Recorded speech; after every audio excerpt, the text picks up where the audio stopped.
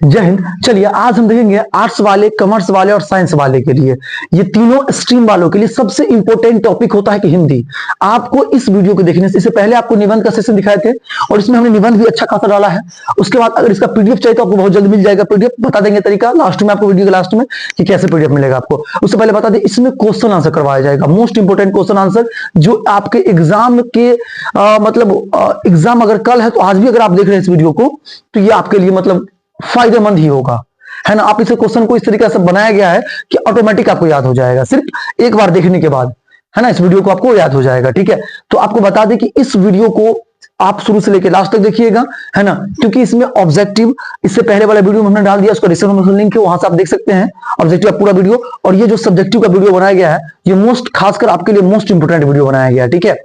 देखिए, है ना, इसमें हमने व्याख्या और क्या कहते हैं उसके बाद व्याख्या डाला है, उसके बाद जितने भी क्वेश्चन आंसर है अच्छा खासा डाला है पीडीएफ में, आप इसे देख सकते हैं, है ना। या मतलब मानक स्वयं भाषी और जानवर से भी बढ़कर क्यों कहता है, इस तरीके से बहुत इंपॉर्टेंट क्वेश्चन है। चलिए इसे शुरू करते हैं बिना समय गए। देखिए सबसे पहले देखिए कि एक बात ध्यान रखिएगा, है ना, कि ये कलयुग है साहेब, है ना, ये कलयुग है साहेब। जूते शोरूम में और किताबें फुटपाथ पर मिलते हैं। जूते शोरूम में और किताबें फुटपाथ पर मिलते हैं। शराब नगद मिलता है, दूध उधार मिलते हैं। सगर जो शराब होता है सर, है ना, आप मगर इस बात को समझिएगा, जो शराब होता है वो नगद मिलता है और दूध क्या होते हैं, उधार मिलता है। कुत्ते महलों में, जो कुत्ते होते हैं वो महलों में रहते हैं और गाय आवारा सड़कों पर घूमते हैं सर, है ना। इसलिए कहते हैं ये कलयुग है।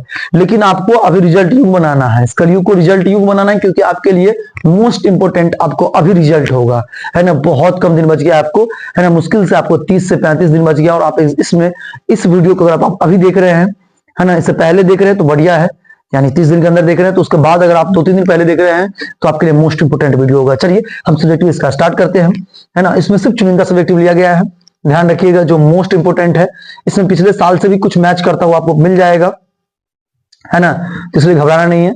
सबसे पहले देखना है, देखिए एक बात ध्यान रखिएगा, हम आपको 12 बता देते हैं कि इस वीडियो थोड़ा लंबा जा सकता है लेकिन आपके लिए मोस्ट इंपोर्टेंट होगा, ठीक है।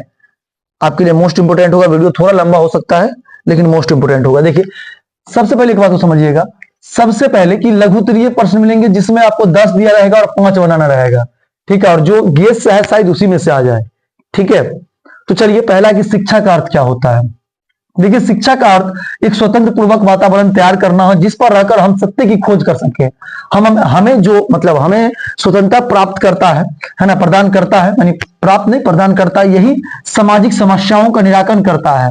मेधावी बन सके हम, अपने अंदर सतत एक गहरी मनोवैज्ञानिक चेतना का, है ना, अवस्था उत्पन्न कर सके। शिक्षा का अर्थ यह है कि हमारे जीवन में जो व्याकुलता एवं चिंता, इन सर्वों का निराकार शिक्षा द्वारा ही हो सकता है। यानी चिंता का मतलब है कि ज्यादा चिंता, मतलब ज्यादा शिक्षा का मतलब है कि ज्यादा चिंता उनता ना हो, है ना, एकदम पूरा फ्री फाइड माइंड हो, है ना। ये इसको आप अपने भी शब्दों में लिख सकते हैं कि स्वतंत्र हमको करता है शिक्षा, है ना। क्या कहावत आपको सुना है ना कि शिक्षा वह शेरनी का दूध है जिसने भी पिया है वो सब पर दहाड़ा है ना।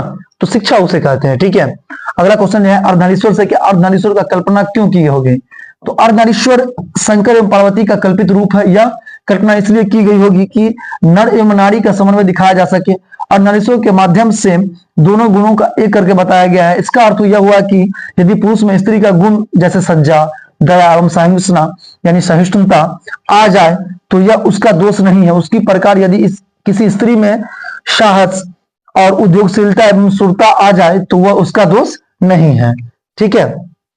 इस तरीका से इसका आपको अर्धनारीश्वर का आंसर देना है, ठीक है। अगला कहा था उषा का जादू कैसा है। आपको याद होगा कि उषा का जादू अत्यंत मनमोहक है। यह प्रातः काल सूर्य निकलने से ठीक पहले के समय जब दूर नीले गगन की नालिमा हर किसी को अपनी आगोश में ले लेती है तो मन उसी की ओर खींचा चला जाता है।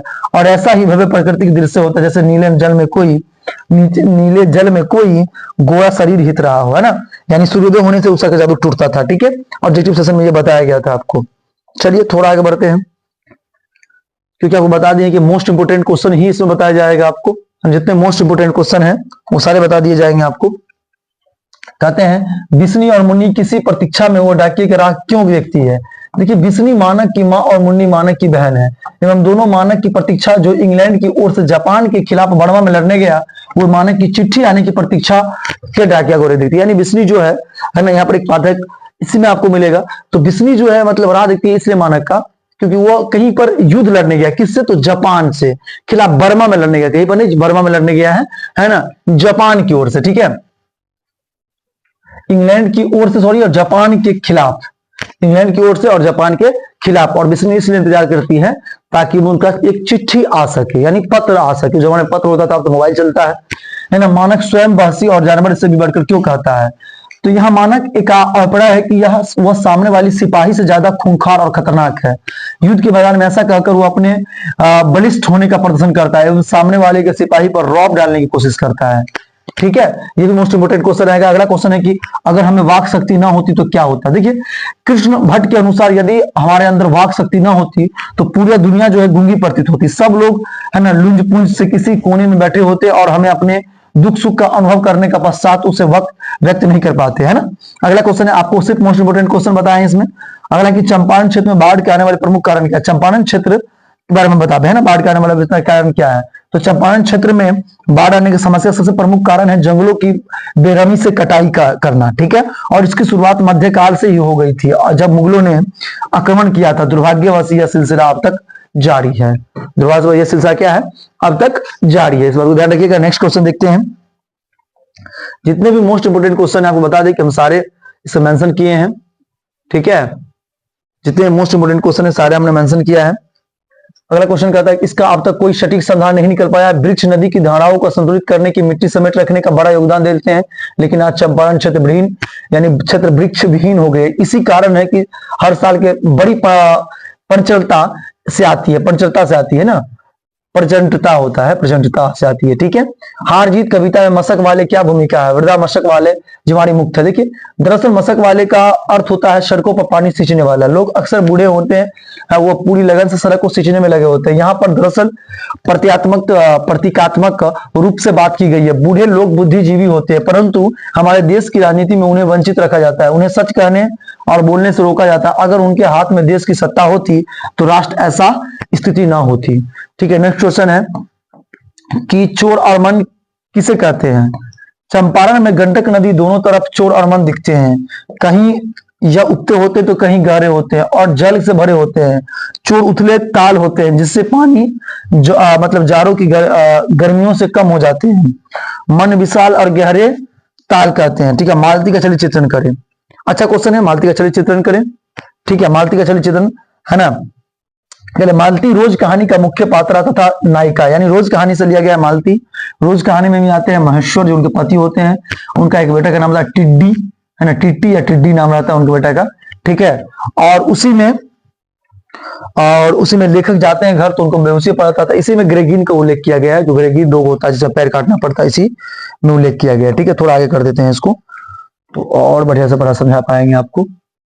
आइए देखते हैं। मालती रोज कहानी का मुख्य पात्र तथा नायिका है, जो बचपन से बहुत चंचल एवं हंसमुख होती है, परंतु विवाह के पश्चात उसके अंदर वो चंचलता बाकी नहीं रहती। वो अब वह एक बच्चे की माँ है एवं उसका पूरा दिन अपने पति महेश्वर एवं बच्चे को देखभाल में बीत जाता गुजरता था, ठीक है। उसके जीवन में अब उबाऊपन और एक सता है जिससे उसे समय बीतने के साथ साथ समझौता कर लिया है। अब उसका जीवन यंत्रवंत है, यानी यंत्रवंत मतलब वो यंत्र की तरह, जैसे पंखलाई ना आता तो पंखा चलता है तो फिर कट जाता है, उसी तरीका से मतलब जीवन हो गया। अब किसी भी तरह का उल्लास उसके जीवन में नहीं आ गया है। मालती का चरित्र मध्यम वर्गीय समाज घरेलू स्त्री के जीवन को उजागर करता है। अगला कि हिंदी कविता के इतिहास से प्रगीत स्थानों को निरूपित करे। ऐसा गीत जिससे गीतकार की निजी अनुभूतियों का प्रतिबंध हो और उसका व्यक्तित्व प्रकट होता है, प्रगीत कहलाता है। प्रगीत सामाजिक न होकर मात्र व्यक्ति ही रह गई है, ठीक है, व्यक्तिगता ही रहती है, यानी मात्र व्यक्तिगता ही रहती है। गीति काव्य है ना, गीति काव्य धीरे धीरे विकास करते हुए प्रगीत में बदल गए, परंतु इस गीत का इतिहास पुराना है। विद्यापति, सूरदास और तुलसीदास आदि कवियों के काव्य से भी प्रगीत तत्व पाया जाता है। मीरा और रसखान के यहाँ इसकी झलक मिलती है। छायावादी कवि जयशंकर प्रसाद, शेर सिंह, सत्य समर्पण और कामयानी जैसी कविताओं को प्रगीत कविता का एक आयाम दिया है। अगर कहता भ्रष्टाचार क्या है, देखिए ये भ्रष्टाचार क्या है। देखिए, जयप्रकाश नारायण का मानना है कि सरकार की नीतियां ही भ्रष्टाचार का जड़ है, है ना, क्योंकि उनका कहना है कि सरकार की नीतियों के ठोस न होने के कारण आज विभाग के भ्रष्टाचार मतलब व्यापक है, और यह इतना भयावह हो चुका है कि बिना रिश्वत दिए किसी का सरकारी दफ्तर में आपका काम नहीं चल सकता। और यह सरकारी दफ्तर में भी नहीं, बल्कि आज बैंक, रेलवे, अस्पताल और पुलिस प्रशासन किसी भी क्षेत्र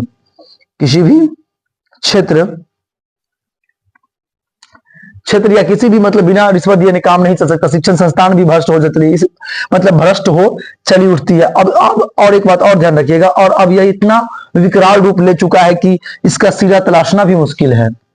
नेक्स्ट क्वेश्चन आपके लिए है कि तुलसीदास के दोनों पदों में किस रस की व्यंजना हुई है।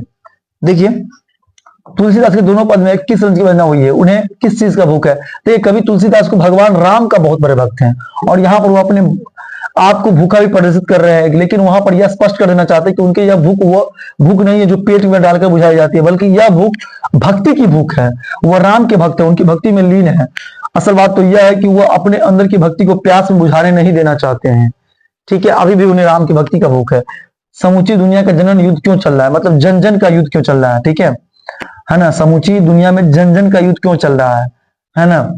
देखिए, समाज का हर वर्ग, जो हर वर्ग के लोग हैं, यानी हर वर्ग के लोग हैं, समाज के हर वर्ग के लोग रहते हैं, परंतु मुख्य रूप से यह समाज जिस वर्ग का कंधों पर टिका वो मजदूर का वर्ग है। परंतु यह कटु सत्य है कि समाज का पूंजीपति वर्ग चलाते हैं, और सबसे अधिक उपेक्षा मजदूर वर्ग की ही होती है। लेकिन अब यह पूंजीपति वर्ग मजदूर वर्गों का शोषण करता है, तब जनता का आक्रोश फैल जाता है। जब समाज की विषमताएं बढ़ जाती है, तब समाज में आक्रोश फैलता है, और फिर खूनी संघर्ष प्रारंभ हो जाता है। इस समाज का हर जगह अस्तित्व की लड़ाई है, और निम्न वर्ग के लोगों के लिए हर तरह के लम्हे संघर्ष है, और इसी संघर्ष के संसार में इसी प्रकार का जनन युद्ध, मतलब सॉरी जन जन का युद्ध है ना, चलता रहता है।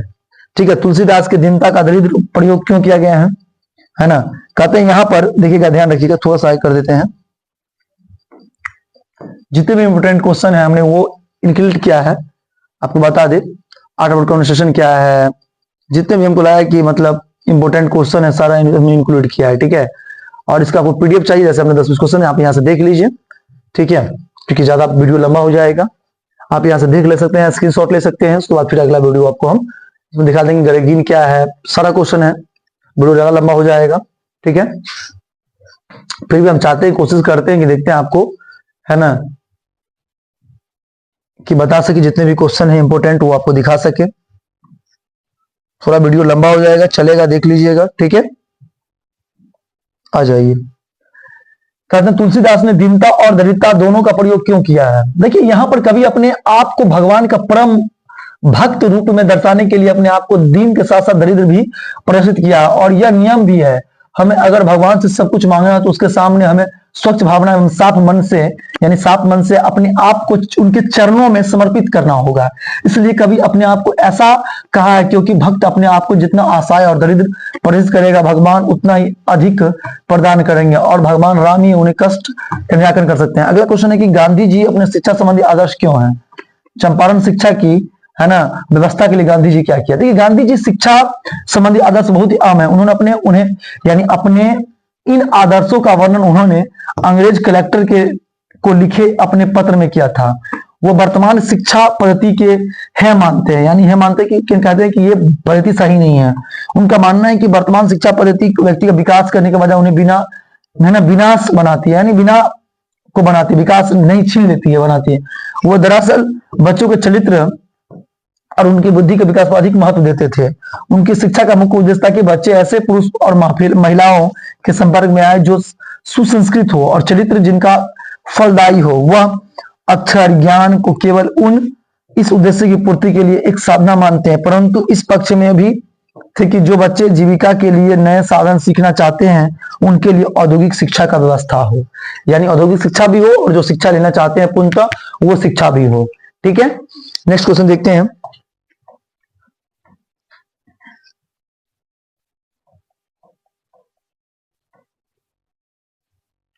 कहते चंपारण क्षेत्र में बाढ़ की प्रचंडता बढ़ने का क्या कारण था। देखिए, प्रचंडता ऐसा बढ़ना इसलिए था, चंपारण क्षेत्र बाढ़ का सबसे समस्या का प्रमुख कारण जंगलों में बेरहमी से कटाई था। उसकी शुरुआत मध्यकाल से हो गई थी, बताए थे क्वेश्चन आपको, है ना, ये समझा दिए थे आपको क्वेश्चन। तो नेक्स्ट क्वेश्चन आप देखते हैं।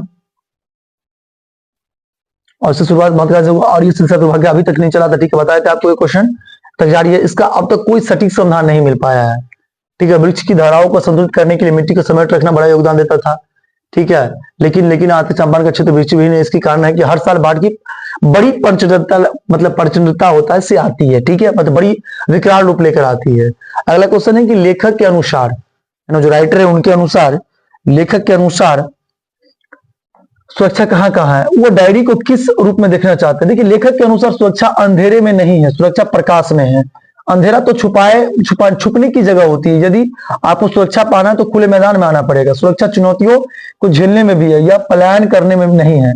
और डायरी का कोई सुरक्षा नहीं होती, वहां सिर्फ पलायन होता है, जहां लोग बस अपने दिलों की कुछ बात उतार देते हैं। अपने आप को बचाने के लिए सुरक्षा होती है, लड़ने पीसने के खटने में नहीं।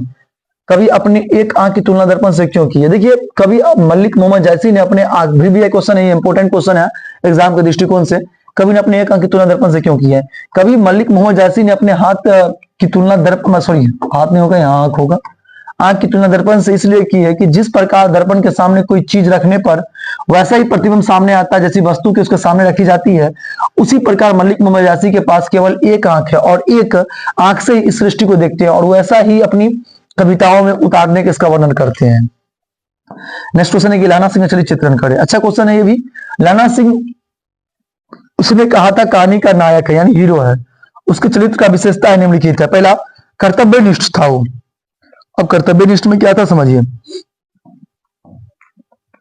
लाना सिंह का कर्तव्यनिष्ठता की प्रशंसा की जानी चाहिए, है ना। खंदक में खड़े होकर जहां तक एक ओर वो अपने एक सिपाही के कर्तव्य का निर्वहन कर रहा है, वही दूसरी और बीमार साथी के प्रति भी अपने कर्तव्य को निभा कर रहा, और दो दो घाव लगने के बाद भी वो अपने कर्तव्य को नहीं भूला। प्रेम के क्षेत्र में उसने अपने कर्तव्यों को निर्वाह किया।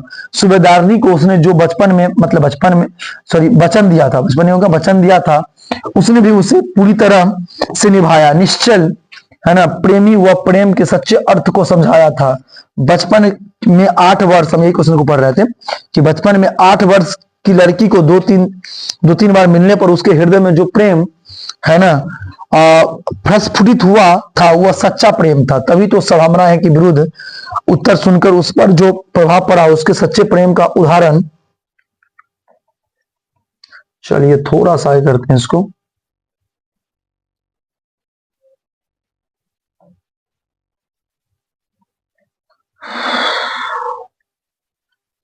उदाहरण है, उसने बचपन के प्रेम को अंतिम समय तक निभाया। वो सूबेदारनी से किए हुए प्रेम का ही परिणाम था कि उसने बोधा सिंह का ध्यान रखा। त्यागी, लाना सिंह दूसरा पॉइंट है त्यागी। लाना सिंह त्याग का बहुत अच्छा उदाहरण है। बोधा सिंह की रक्षा, खंदक में यानी खंदक में जो ठंड पड़ रहा था, बहुत ही तगड़ा ठंड था, पर अपना कंबल, ओवरकोट और जर्सी तक बोधा सिंह को दे दिया। स्वयं एक कुर्ते में ही खड़ा रहा था। दूसरी ओर उसने अपने प्रेम के लिए अपना जीवन दांव पर लगा दिया। सूबेदारनी, है ना, ने जो चाहा था, है ना, लाना सिंह ने वही किया। साहसी का बहुत साहसी, वह बहुत साहसी था। साहसी हुआ यानी बहुत साहसी था। जर्मन अफसर ने धोखे से सूबेदार को खंदक से दूर भेज दिया। खंदक ने केवल 8-10 सिपाही रह गए। जर्मन सिपाहियों के आक्रमण करने पर उसने अपने साहस नहीं खोया। यद्यपि उसने 2 घाव लग गए थे, फिर भी वह खड़ा होकर एक जर्मन को मार रहा था। ठीक है, नहीं मार रहा था। वह 70 जर्मन सिपाहियों को साहस के साथ सामना करता रहा। उसके साहस का एक उदाहरण बचपन में भी मिलता था, जब तक लड़की को घोड़े पर टांगे के बीच से निकालकर दूर खड़ा कर दिया था। वह स्वयं उसमें फंस गया था। ठीक है, इस तरह से लगना चाहिए। बहुत अच्छा स्टोरी है, इसको पढ़िएगा अगर है आपके पास समय भी तो। अगला कि संघर्ष समिति से जयप्रकाश नारायण को क्या अपेक्षाएं थी। नेक्स्ट क्वेश्चन है, चलिए देखते हैं क्वेश्चन कैसा है ना। तो इसका आंसर शीट जो भी होगा गर्रा होगा कि संघर्ष समितियों से जयप्रकाश नारायण की अपेक्षाएं कुछ इस तरह से। पहला उनका कि उनका काम वह शासन करने के साथ साथ समाज का हर अन्याय और अनीति का विरोध संघर्ष करेगा। ठीक है।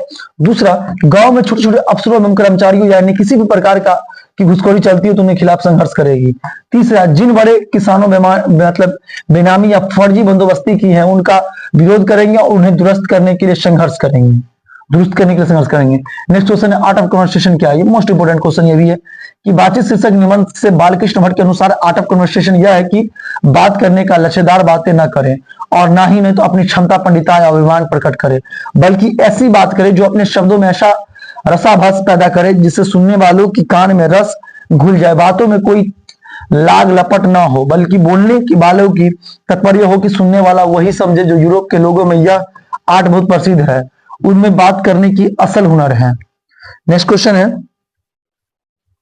कि जब जहां भय हो वहां मेघा नहीं हो सकती, क्यों? अच्छा क्वेश्चन ये भी है। यह बात 100% सही है कि जहां भय है वहां मेघा नहीं रह सकती। इस बात का अनुभव हम अपने दैनिक जीवन में ही नहीं करते। बचपन से कोई भी व्यक्ति बहुत निडर होता है, क्योंकि उसको नौकरी का, कैरियर का, शादी का, परिवार का दबाव नहीं रहता है। लेकिन जैसे ही बड़ा होता है तो उस पर सारा दबाव आ जाता है ना, उसके अंदर एक डर सा समा जाता है, और जैसे ही यह डर उसमें समाता है, उसकी मेधा जो है दब जाती है, और जो उसे आगे बढ़ने से रोकती है। ठीक है, चलिए नेक्स्ट क्वेश्चन है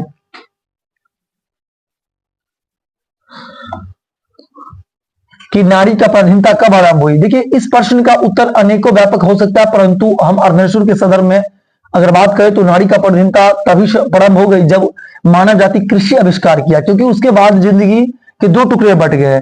नर है तो बाहर रहने लगा, और नारिया को घरों में के अंदर जीवन सीमित हो चलना, मतलब होता चला गया, और बाहर के जीवन की निसीम हो गया। जो बड़ी जिम्मेदारियां है वो मर्दों के अधीन हो गई, और नारियां अपने आप को, मतलब अपने आप को समझने लगी कि उस चार दीवारी के लिए बनी है। यह सब स्वतः ही होता चला गया। पराधीनता का बस यही छोटा सा इतिहास है, लेकिन अब थोड़ा सा इसमें सुधार हुआ है। अब कहता है नेक्स्ट क्वेश्चन, ग्रेगिन क्या है? अच्छा क्वेश्चन है ये भी।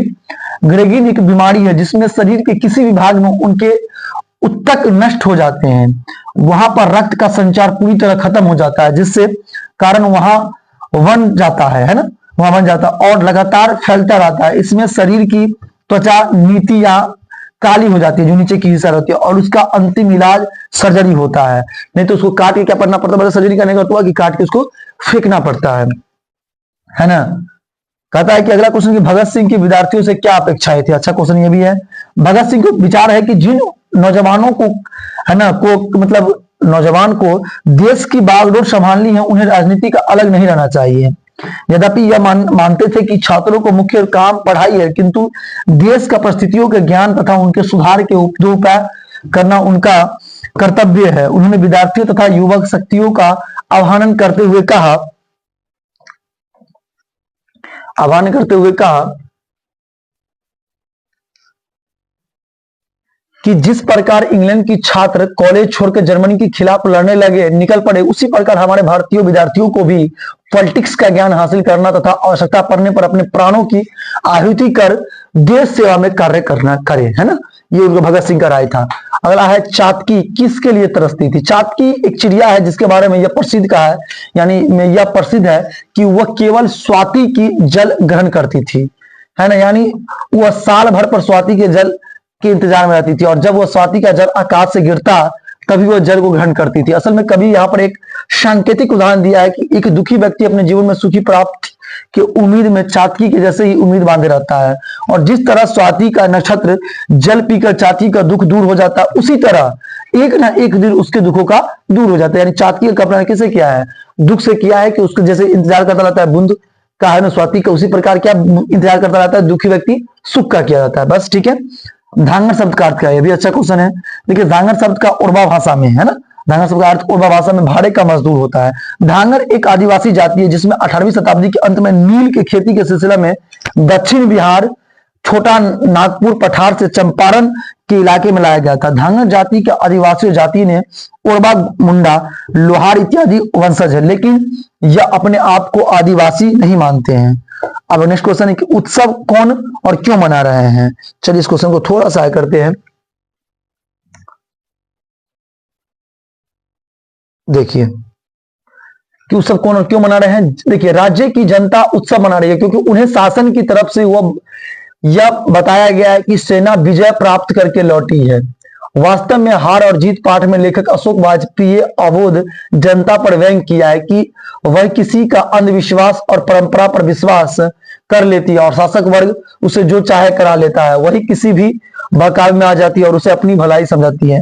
यानी यहाँ पर आर्टिकल न्यूज यानी आर्टिकल एक आर्टिकल के माध्यम से बताया गया है कि न्यूज पेपर पर यहाँ पर जो पत्रकार है उस पर भी टिप्पणी किया गया है कि पत्रकार कह देता है कि हम लोग यहाँ विजय कर लिए, मतलब यहाँ पर विजय प्राप्त कर लिए इस बॉर्डर पर फलना जगह पे, और वहां पर सैनिक 2 ही जवान मेरा शहीद हुआ, सामने वाला 50 जवान शहीद हुआ। लेकिन ऐसा विपरीत होता है, इधर से भी 20 जवान शहीद होता है जिसको गुप्त रख दिया जाता है। क्या समझे? और मीडिया वाला जो भी है वो धोखाधड़ी करने में लगा रहता है, क्योंकि पहले का जो मीडिया होता था, है ना, पहले का जो मीडिया होता था वो सच्चाई को उजागर करने के लिए जनता के पास जाता था, है ना, और जनता से निकाल के लाता था और मीडिया वाला सच्चाई बताता। लेकिन अब उल्टा हो गया है ना, अब मीडिया वाला का सच्चाई जो है जनता लोग बताता है। क्या समझे? यूट्यूबर बताता है। समझ में आ रहा है? तो नर और नारी एक ही द्रव्य में ढली हुई 2 प्रतिमाएं कैसे? देखिए, नर और नारी वास्तव में एक ही द्रव्य में ढली हुई 2 प्रतिमाएं हैं, क्योंकि हर नारी कहीं ना कहीं एक नारी, यानी हर एक नर में, कहने का अर्थ हुआ, ठीक है, हर एक नारी में कहीं ना कहीं एक नर, और हर नारी में और नर में कहीं ना कहीं एक, मतलब नारी में कहीं ना कहीं एक नर है। दोनों बहुत कुछ समझता है, लेकिन यह बड़ी विडंबना है कि समय के साथ साथ यह क्षमता अब देखने को नहीं मिलती है। आज भी प्रत्येक नारी में नर का गुण और प्रत्येक नर में नारी का गुण छिपे हैं, लेकिन नर अपने भीतर की नारी को और नारी अपने भीतर के नर को दबाती आ रही है, और इस तरह दोनों में होड़ मची हुई है। हालांकि प्रकृति ने दोनों को एक दूसरे से पूरक बनाया है। ठीक है, एकांकी और नाटक में क्या अंतर है? मेरे लिए मोस्ट इंपोर्टेंट क्वेश्चन है। ठीक है, आपके एग्जाम के दृष्टिकोण से इसलिए इसको करें, मेरे लिए इंपोर्टेंट क्वेश्चन है। एकांकी में केवल एक एक्ट होता है, इसलिए एकांकी एक प्रकार का एक लघु कहानी का समतुल्य है और एक एपिसोड या स्थिति पर ध्यान केंद्रित करता है। आमतौर ये कम पात्र होते हैं। एकांकी आमतौर पर छोटा होता है, जो 15 से 40 मिनट का बीच प्रदर्शित किया जा सकता है। नाटक रंगमंच प्रदर्शन करने के लिए तैयार की गई है। रचना की वह रूप है जिससे कई एक्ट होता है। यह एक साथ कई रचना का रूप है जिसमें कई एक्ट होता है। यह एक साथ कई स्थितियों पर ध्यान केंद्रित करता है। इसमें कई पात्र होते हैं। नाटक आमतौर पर एक लंबा होता है। भूषण ने शिवाजी की तुलना मीरा से क्यों की है? देखिए, जो नेक्स्ट क्वेश्चन है ये भी थोड़ा सा इंपॉर्टेंट है। देखिए क्यों? क्योंकि कभी कभी एग्जाम में पूछ दिए जाते हैं क्वेश्चन बैंक में। 2018 क्वेश्चन बैंक में आया था 8 सेक्शन से। जिस प्रकार हाथी सिंह से ज्यादा शक्तिशाली और भारी भरकम वजनी होती है भी सिंह द्वारा आखिर मारा जाता है, उसी प्रकार हमारे शिवाजी सिंह के सामने हमेशा दुश्मनों को मार गिराते हैं। यहाँ शक्ति का उतना महत्व नहीं जितना सिंह की चुस्ती फुर्ती का है, उसके मस्तिष्क का। अतः शिवराज भी चुस्ती फुर्ती और दुश्मनों पर विजय प्राप्त करते हैं, इसलिए कभी शिवराज की तुलना मर्गराज से यानी मगराज से करते हैं। ठीक है, हर्षना कौन है? इसकी पहचान क्या है? 2024 से पूछ दिया था क्वेश्चन। हर्षना रघुवीर सहाय द्वारा रचित कविता का अधिनायक का एक पात्र है, जो एक गरीब स्कूली छात्र है। वह सरकारी स्कूल में पढ़ता है और राष्ट्रीय त्योहार के दिन झंडा फहराने फटा कपड़ा पहनकर जाता है।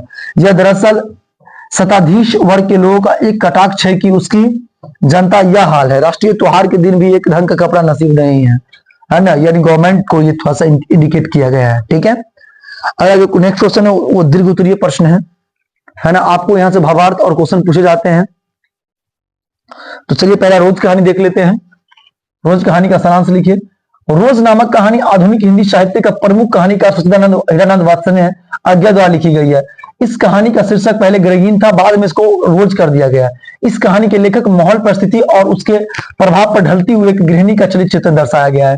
कहानी प्रारंभ होती है मालती द्वारा अपने दूर के भाई उसके घर आने से, जिसके आने पर उन्हें अपने वो उत्साह नहीं है जो पहले रहा करता था, परंतु वह उसे पंखा झलती है। उसकी बातों का संक्षिप्त उत्तर भी देती है।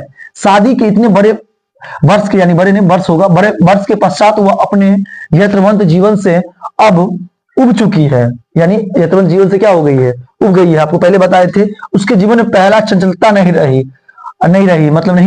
नई जगह पर उसने अपने आप को ढालने की कोशिश की, परंतु साथ में थोड़ी चिड़चिड़ी भी हो गई। कहानी में दूसरी तरफ उसके बच्चे का रोना, उसके पति को यांत्रिक जीवन और नए घर नौकर, यानी उसके नए घर में उसे नौकर और पानी का अभाव, यह सब उसके जीवन का कठिन क्रियालाप को पता देता है।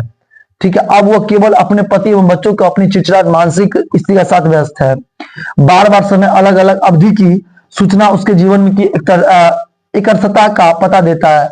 अखबार के टुकड़े को उठाकर देखना, फिर उसके बड़े शौक से पढ़ना, इसके बाद का घोतक है कि वह बाहरी दुनिया से भी जुड़ना चाहती है, परंतु उससे अपने जीवन के साथ सामंजस्य स्थापित करने का कोशिश ने भी की है। कहानी के अंत में 11 बजने पर होता है कि जिसके बाद मालती नींद की आगोश में चली जाती है। वाकई सुबह से शाम तक वह अपने आप को घर के कार्य में व्यस्त रखती है और इसी उबर उदासी के बीच उसका जीवन यत्रमंत चलता है रहता है। कहानी अपने आप में बहुत ही सामाजिक प्रश्नों का जन्म देती है। यानी इसी प्रश्न में जो है रोज कहानी में ग्रेगिन का उल्लेख किया गया है ना। यहाँ से आपको जो सारांश पूछा जाता है, 3 सारांश पूछा जाता है, उसके बाद 6 प्रश्न पूछा जाता है जिसमें 3 सारांश और 3 क्वेश्चन होते हैं। हमने कोशिश किया कुछ चुनिंदा प्रश्न जो पिछले वर्ष भी आया था, फिर भी हमने रिपीट कर दिया है, लेकिन आपके लिए मोस्ट इंपोर्टेंट होगा। ठीक है, देखिए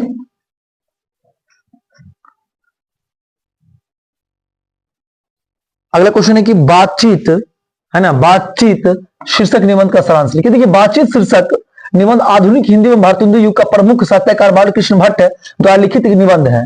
उन्होंने प्रकृति के द्वारा मनुष्य की दी गई अनमोल भेंट वाक शक्ति से महत्व प्रकाश डाला है।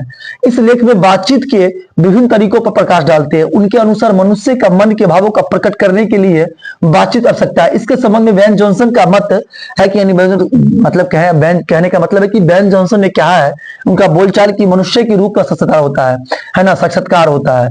यानी बेन जॉनसन का कहना है कि जब मनुष्य बोलता है तब उसका पता चलता है कितना शिक्षित है। ठीक है, और इस बात का विभिन्न यानी शांतियां यानी नीतियां हैं। दो व्यक्ति के मध्य की बातचीत का एडिशन असल बातचीत कहते हैं। यानी दो जो बातचीत करता है दो व्यक्ति, वो असल बातचीत होता है। ठीक है, 3 बातचीत को अंगूठी नक के तरह होता है। 4 बातचीत जो होता है वो फॉर्मेलिटी होती है, अर्थात सभी वर्ग का वायु यानी सभी वर्ग का जो भी आयु है, सॉरी भाई नहीं आयु है, आयु के लोग अपने अनुसार बात करते हैं। उनके अनुसार यूरोप के लोगों के बात करने का अलग ढंग है, जिससे आउट ऑफ कन्वर्सेशन यानी आउट ना होगा, आर्ट ऑफ कन्वर्सेशन होगा भाई, आर्ट ऑफ कन्वर्सेशन कहते हैं। उन्होंने उनके बातचीत का तारीफ की है। अंत में उन्होंने कहा है कि यह सभी बातचीत तो दूसरे की फरीक होने का पश्चात है संभावना, परंतु बातचीत का सबसे उत्तम प्रकार कि हम वह शक्ति पैदा करें कि स्वयं बात कर सके।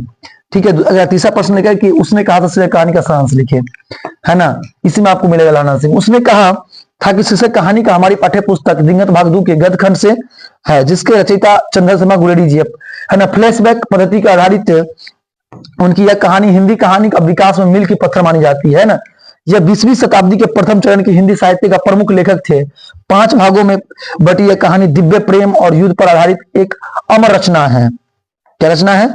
एक अमर रचना है। ठीक है, चलिए अमर रचना है। ठीक है, कहा अमर रचना। यह कहानी शुरू होती है अमृतसर के बाजार से, जहां 8 साल का एक लड़की 12 साल के एक लड़का को सामान खरीदने पहुंचता है। ठीक है, सामान खरीदने ही पहुंचता है। दोनों अपने मामा के यहाँ आए हुए थे। लड़का लड़की से पूछता है तेरी कुरमाई हो गई क्या? कुरमाई का मतलब होता है, यह कुरमाई का अर्थ होता है भाई मंगनी, है ना। तेरी मंगनी हो गई क्या? लड़की है ना शर्मा कर कहती है, धत कहकर भाग जाती है, धत, है ना। लेकिन एक दिन वह भागने के बजाय कहती है हाँ हो गई। देखते ही रेशम सा फूलों सा कला हुआ शालू, यह सुनकर उस लड़के पर मानो बिजली गिर जाती है और वह एकाएक नाले में धकेलता, यानी एकाएक जो होती है पूछती है कि तेरी कुरमाई हो गई क्या, है ना, तो धक्के कर चली जाती है। तो समझ जाता लगा कि नहीं हुआ है, लेकिन फिर एक दिन पूछता है कि तेरी कुरमाई हो गई क्या, तो कहता है हाँ, देखता नहीं है करा हुआ सालू, है ना। उसमें सालू मतलब चादर होता है, भेड़ मिलता था, दुपट्टा होता। तो वो लड़का जो होता है वो मतलब आप भी मान लीजिए कोई मतलब इस तरह से हो जाए तो क्या कीजिएगा? गुस्सा आएगा आपको, है, तो उस तरह से गुस्सा उनको बहुत ज्यादा आ जाता है ना। समझाएंगे कि स्पेशल वीडियो में इसको, है ना, बढ़िया से डिस्क्राइब करेंगे। गुस्सा आता है, मानो बिजली गिर जाती हो, एकाएक मतलब एक को नाले में धकेलता है, कुत्ते को पत्थर मारता है, एक वैष्णवी को टक्कर मारता है, घर यानी टक्कर मारता तो अंधे की उपाधि पाता है और घर पहुंच जाता है। और इस प्रकार कहानी का पहला भाग समाप्त हो जाता है। इस घटना के 25 साल बाद लाना सिंह बड़ा होकर द्वितीय विश्व युद्ध में, सेकेंड वर्ल्ड वॉर में अंग्रेजी को ओर से जर्मनी के खिलाफ लड़ने जाता है।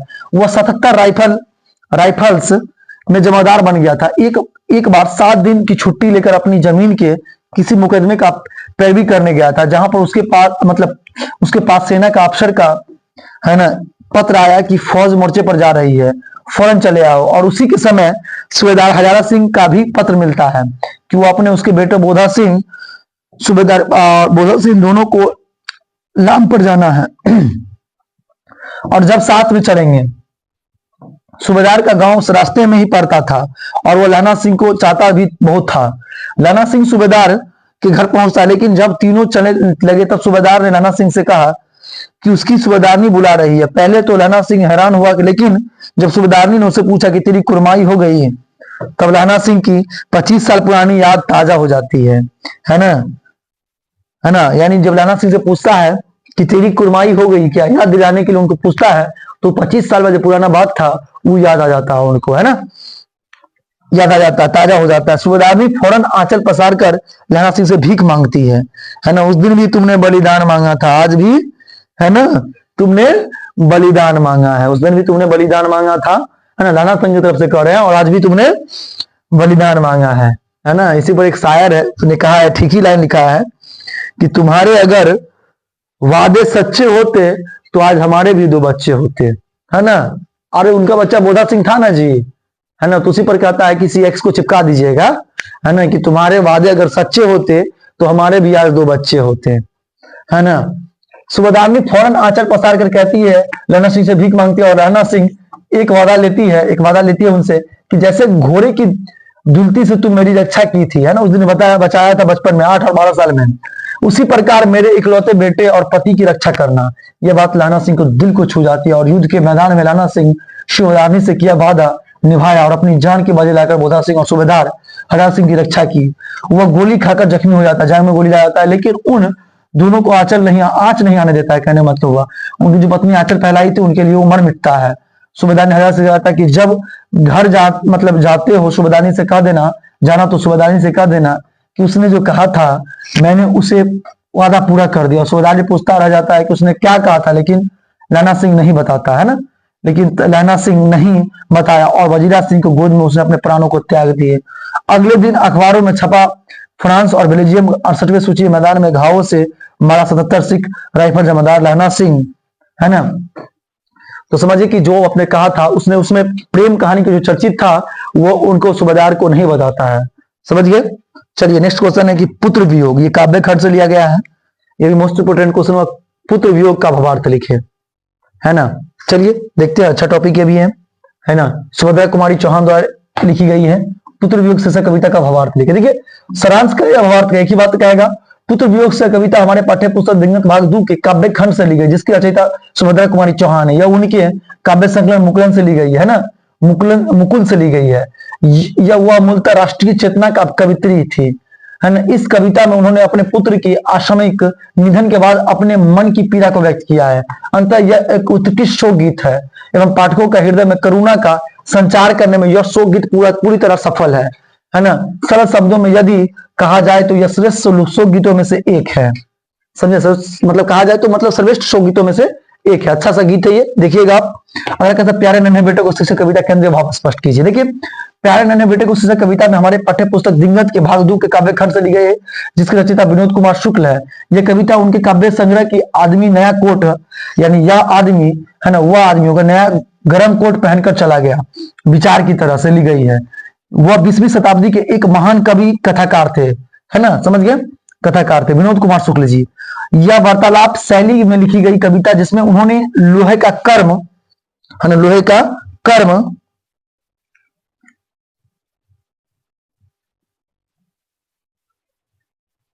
लोहे के कर्म के प्रतीक के रूप में दिखाया गया है। वार्तालाप शैली में लिखी गई कविता में कविता का नायक जो भी भिलाई छत्तीसगढ़ से रहने वाला है, उन्होंने बेटे को कंधे पर उठाए अपनी नन्ही बेटी से घर के आनंदमय वातावरण में बच्चों को हंसी और शोरगुल भरे माहौल में बातचीत करते हुए पूछता है कि बतलाओ आसपास कहां कहां देखा है बिटिया चिमटा कुरकुल, यानी लोहा कहां कहां देखा है, कहने का अर्थ हुआ बिटिया चिमटा करकुल सिगड़ी शमशी इत्यादि लोहे का पहचान लेती है। फिर भी दोबारा याद करते हुए कहती है कि यह लकड़ी के 2 खंभे में बंधे तार, सेफ्टी पिन और साइकिल में भी है।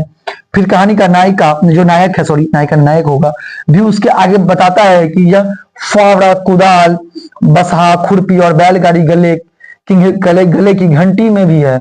और उसकी पत्नी ने बेटी को समझाती है कि वह लोहा बाल्टी हंसिया कुएं में भी लगी लोहे की, है ना, की घिरी भी है।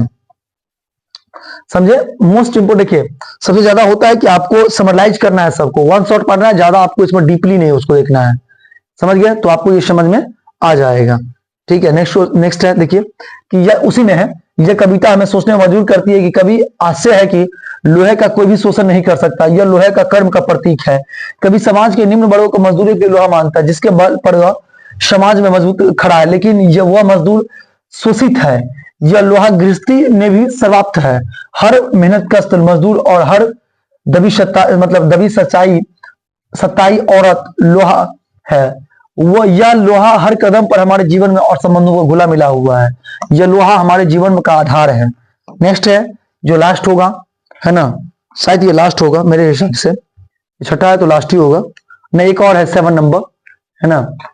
उसके बाद संक्षेपण है, तो आपको ये डिटेल से बताया जाएगा कि संक्षेपण बनाना कैसे है। तो देख लेते हैं ये लास्ट वाला।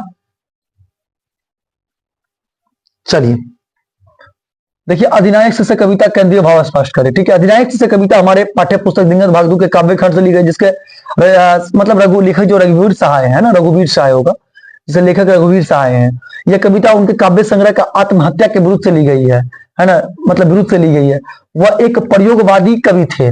इस कविता में उन्होंने सत्ताधारी वर्ग के प्रति आक्रोश का व्यक्त किया गया है कि आजादी मिल जाने के कितने वर्षों बाद भी जनता अभी तक आम आदमी के जीवन में कोई बदलाव नहीं आया।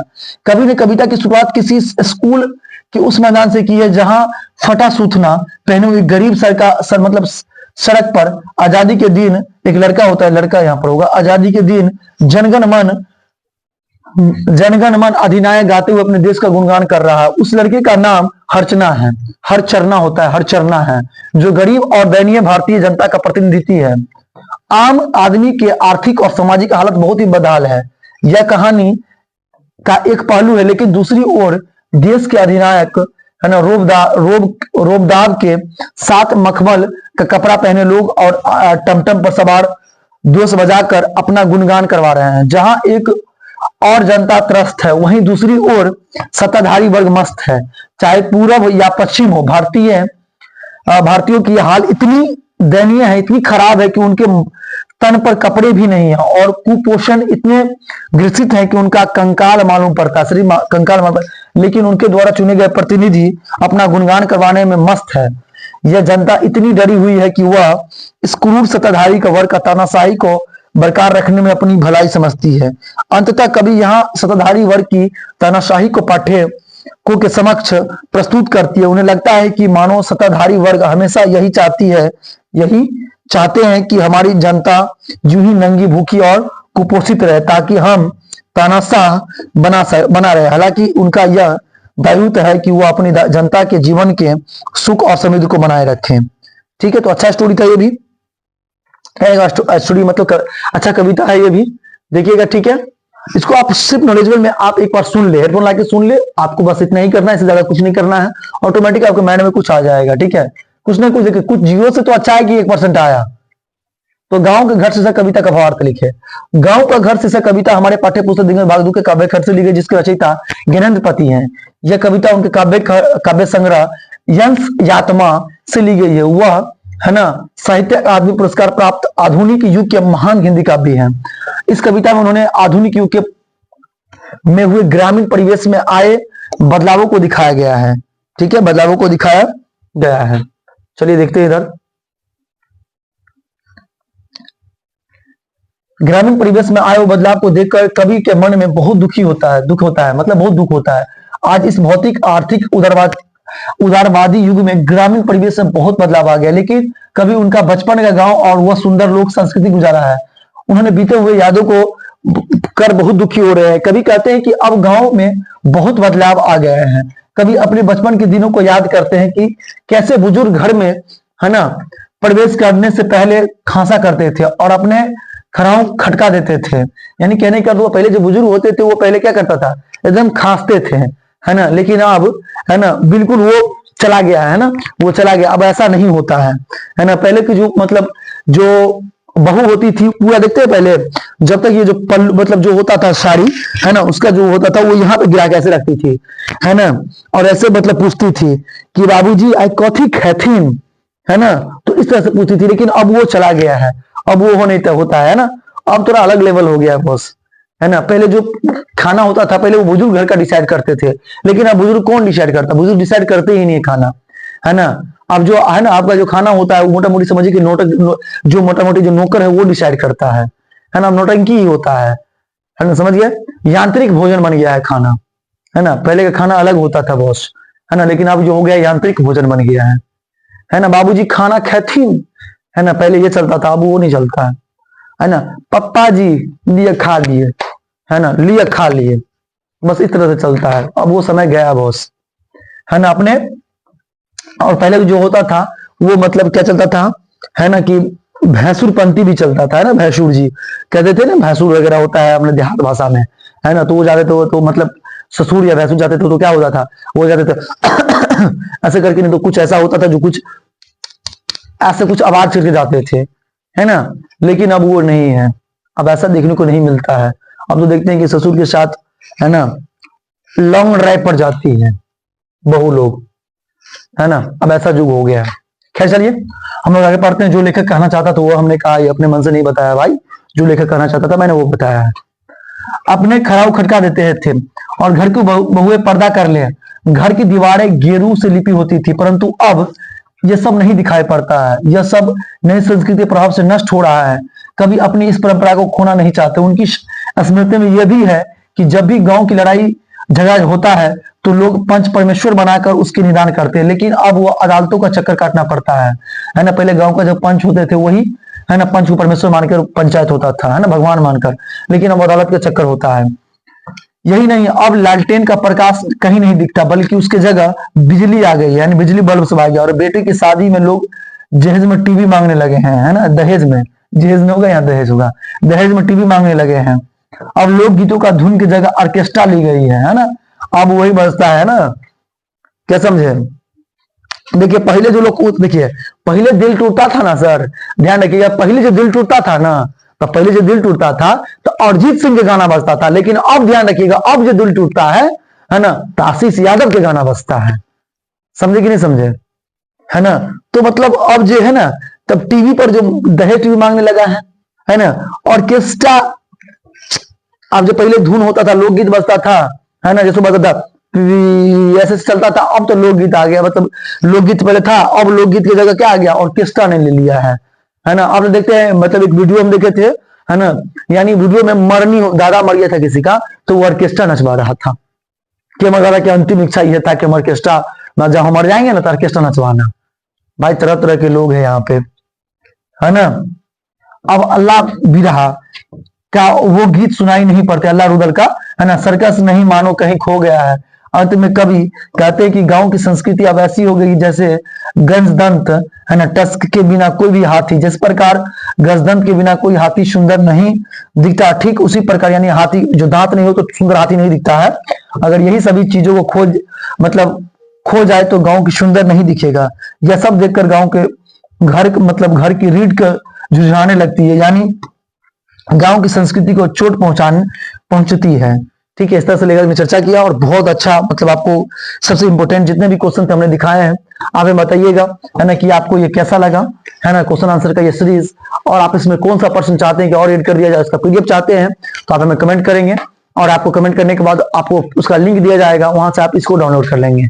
ठीक है, चलिए फिर मिलते हैं। आपको ऑब्जेक्टिव सेशन का फिर बता देते हैं, आपको ऑब्जेक्टिव सेशन का जो वीडियो आपको नीचे लिंक डिस्क्रिप्शन बॉक्स में लिंक मिल जाएगा, वहां सब्जेक्टिव देख लीजिएगा। सब्जेक्टिव आपने देख लिया तो अगर ऑब्जेक्टिव देख रहे हैं तो सब्जेक्टिव वहां से आपको देखने को भी मिल जाएगा।